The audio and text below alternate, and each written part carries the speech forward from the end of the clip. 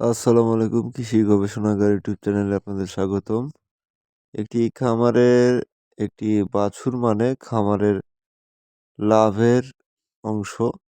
একটি খামারে যদি একটি বাছুর পরিপূর্ণ না হয়, তাহলে সে খামারে লাভের মুখ দেখা অসম্ভব।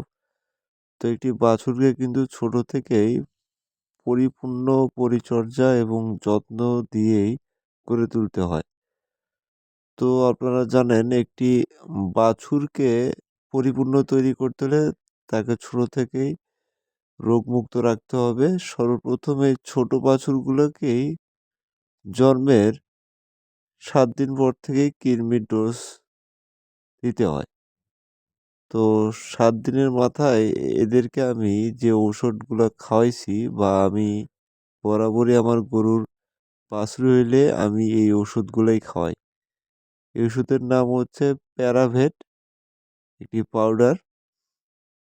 তো এই প্যারাভেট আমি হচ্ছে ৫০ ml পানির সঙ্গে মিশিয়ে বোতলের সাহায্যে এর জিবাটা হাত দিয়ে ধরে তারপরে একে খাওয়াই।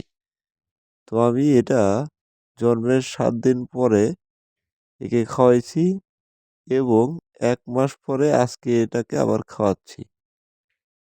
জন্মের ৭ দিন পর এবং ১ মাস বয়স হইলে আবার একে খাওয়াইছি এই একই ওষুধই, প্যারাভেট। তো এই ওষুধটি বাছুর হওয়ার ৭ দিন পর একবার আর ১ মাস বয়স যখন হইছে তখন আবার একে আমি খাওয়াইলাম। তো এরপরে আমরা একে হচ্ছে বোলাস খাওয়াবো। তো ছোট থেকেই কৃমিমুক্ত যদি বাছুরকে করা হয়, বাছুরের ভালো গ্রোথ আসবে এবং পরবর্তীতে সে বাছুরটি সুস্থ সবল এবং ভালো স্বাস্থ্যবান হবে। তো আপনারা আপনার গরুর বাছুর জন্মের ৭ দিন পর এই প্যারাভেট খাওয়াতে পারেন অথবা ভেটেরিনারি চিকিৎসকের পরামর্শে আপনারা কৃমি ওষুধ ব্যবহার করতে পারেন। কিন্তু আমি আমার আ বাছুরগুলোকে প্যারাভেটই খাওয়াই। আমার পরিচিত ভেটেরিনারি চিকিৎসকের পরামর্শে। এটি একমি কোম্পানির, বেশ ভালো রেজাল্ট। তো আমি এ এই ওষুধগুলাই খাওয়াই। ওষুধটার দাম নেয় ৳২০। এলাকাভেদে হয়তো দাম কম বেশি হতে পারে। একমি কোম্পানির। তো ওষুধটার রেজাল্ট বরাবরই ভালো।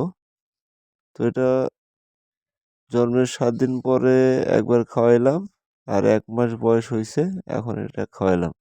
তো আপনারা দেখতে পাচ্ছেন ছোট বাছুর এখন হচ্ছে ঘাস একটু খাওয়া ধরেছে, ১ মাস বয়স কিন্তু। আর কৃমিমুক্ত করার মূল কারণ হচ্ছে এরা কিন্তু ছোট থাকা অবস্থায় মাটি, বিভিন্ন জায়গার ইট-টিট এগুলা চেটে খায়। এই কারণেই কৃমির আক্রমণ হওয়াটা খুব স্বাভাবিক। সেই কারণে এদেরকে কৃমিমুক্ত করাটা খুবই গুরুত্বপূর্ণ। তো ভালো থাকুন, সুস্থ থাকুন। আল্লাহ হাফেজ।